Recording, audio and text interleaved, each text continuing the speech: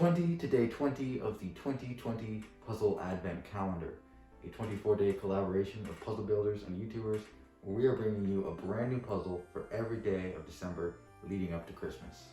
All the videos are on different channels, so make sure to check out the playlist in the description so you can see them all, and subscribe to tomorrow's channel, which is Ogre Cubes.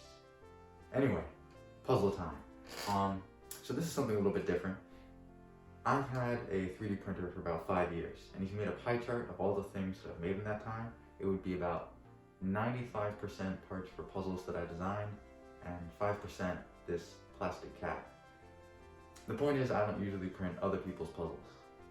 But I came across this really incredible unpublished puzzle by a designer whose screen name is Infrabread.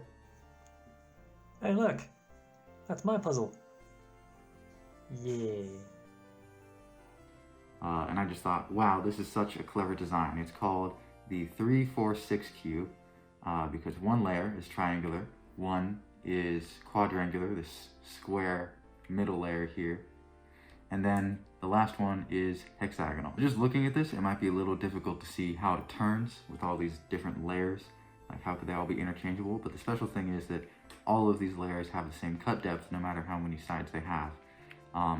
So if we line up the hexagonal face with the sticker just came off, with the square face, like that, so line up here, and then we line up the triangular side just so, then we should be able to turn this layer here. You can continue that. And there you go, you have your triangular side exchanging pieces with the hexagonal side. And you can keep on doing that as much as you want. So let's say we now go over here, and that should be able to turn as well. So to me, looking at this, the thing that appealed to me the most the first time I saw it was that it feels like it's everything that a piece exchange modification should be. This puzzle really appeals to the original idea that people get about Rubik's Cube and derivatives of it, and of piece swap mods specifically, which is that there's something magical about these individual pieces, that they all seem to be able to interchange in every imaginable way, and it feels totally random. There's no apparent order to it. And that magical feeling that draws a lot of people in once you start getting a little too involved in the world of mechanical combination puzzles, as perhaps I have. The closest thing that I've seen to this concept is probably a Vegenie's star cube, which mixes those square and pentagonal layers of identical layer depths. Infrabread is, I think, a relatively new twisty puzzle designer, so there are a few things that I think could be improved in a second prototype. The first thing is that this mechanism is actually pretty shallow, and I mean like the interior hooks that hold everything together. And it's a common issue with these sort of 3x3 designs. Like, this is one of the first 3x3s that I made, and it has this problem where, you know, you can turn it and everything feels fine, but at a certain point, pieces just start coming out because they're just barely being held in there. And that's the kind of thing that you just sort of have to calibrate over time, because, you know, on a computer and on paper, everything works, but in real life, I don't know, friction, something catches up with you eventually. This puzzle does have a similar problem at times. Let's see if I can. I'm also losing center stickers because I didn't sand the center caps because I had to make some modifications to them. So they're a little lower than the rest of the face. But here, let's see if we can get this, everything lined up. So that turns well. Gotta make turns a little carefully, but, you know, in general, everything's fine.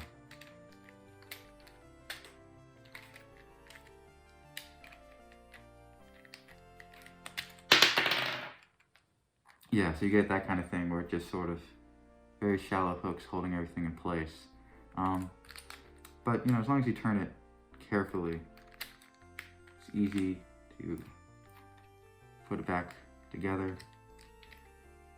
So there goes one last center sticker. And just keep that rotating. The other thing is this hexagonal face. So I've generally avoided deeper cut hexagons like this in my own designs because once you get these really tiny pieces, that are barely floating in there, and especially when they're FDM printed, I think, they like to pop out and they make things unstable. And they make the whole puzzle really squishy sometimes. So you might notice I kind of cheated here, and I replaced a hexagonal centerpiece and 3 surrounding small pieces with 1 triangular centerpiece from the other side.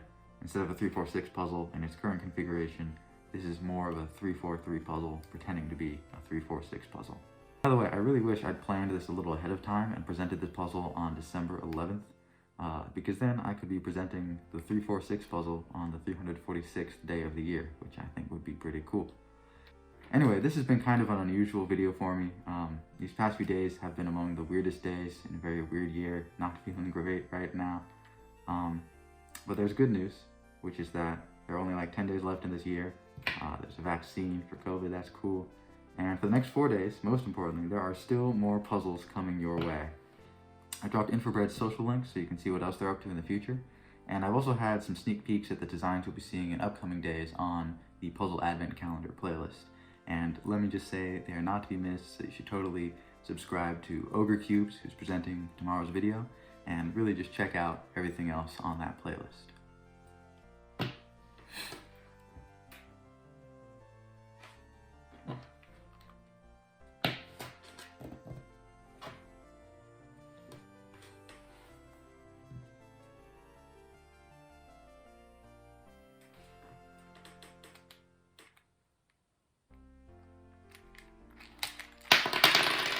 Okay, I can't really end the video like that. That would totally be doing Infrabread dirty, because this is a good design and has some flaws.